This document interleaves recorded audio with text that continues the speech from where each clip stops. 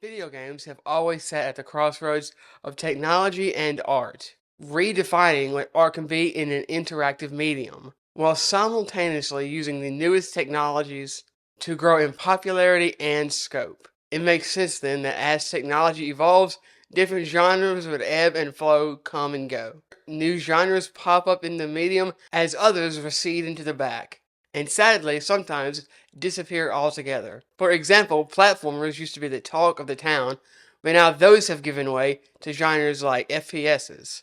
But while platformers aren't as popular as they once were, companies, most notably Nintendo, keep platformers alive and well. On the other hand, some genres have all but disappeared, such as point and click adventures. According to some niche website, Wikipedia.com, some dude named Rick Adams considers 1976's Colossal Cave Adventure as one of the first, if not the first, adventure game. However, unlike others in the genre, Colossal Cave has no graphics and is completely text-based, meaning, again, games like it have no graphics. Instead of using inputs like a controller or a mouse, players would use only the keyboard to type in what they wanted to do. These games continued out throughout the 70s and 80s until graphics finally became popular. And around the time graphics were becoming more popular, the genre of point and click was also becoming very, very popular. Games like King's Quest and Monkey Island come to mind. One thing that makes point and click adventure games stand out from genres like Doom clones and platformers is that they're not action based. They're more puzzle and story focused. Some of these puzzles going on to become legendary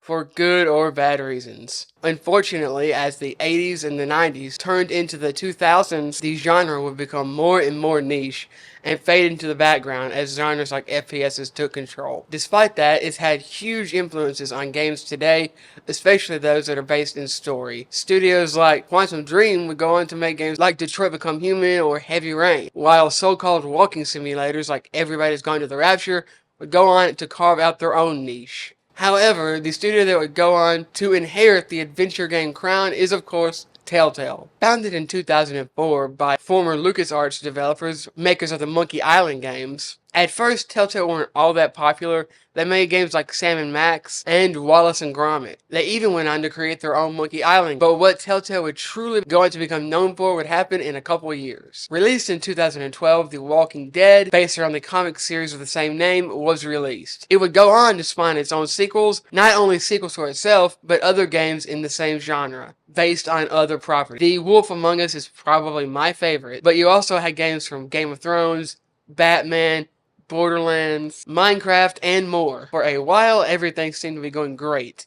At least that's what it seemed like. Then, in around 2017, everything began to collapse, thanks to things like crunch and dependence on outside franchises that the studio did not own. Telltale began to unravel. After years of upheaval, eventually a new, quote, Telltale studio would be founded, and went on to announce a sequel to The Wolf Among Us, which I can't wait for personally, and according to them will come out sometime later this year. So after the collapse of the original adventure games, and now the collapse of Telltale, the inheritors of the crown, what would happen to adventure games? Well, aside from a couple here and there, like the truly awful 12 minutes, or the fan favorite Thimbleweed Park, there's not really much there. Even walking simulators have all but disappeared. I guess there is one recent release that I'm forgetting. Of course, I'm talking about 2022's brand new Monkey Island game, The Return of Monkey Island, created by one of the original creators, Ron Gilbert. And it was a sequel to the original game made in the 90s, and surprise, surprise, everyone seemed to like it, from critics to fans. But does this mean a return to point-and-click adventure games? If I had to say so, I'd say probably not. But maybe it will go on to inspire a handful of people to carry on the genre into the future.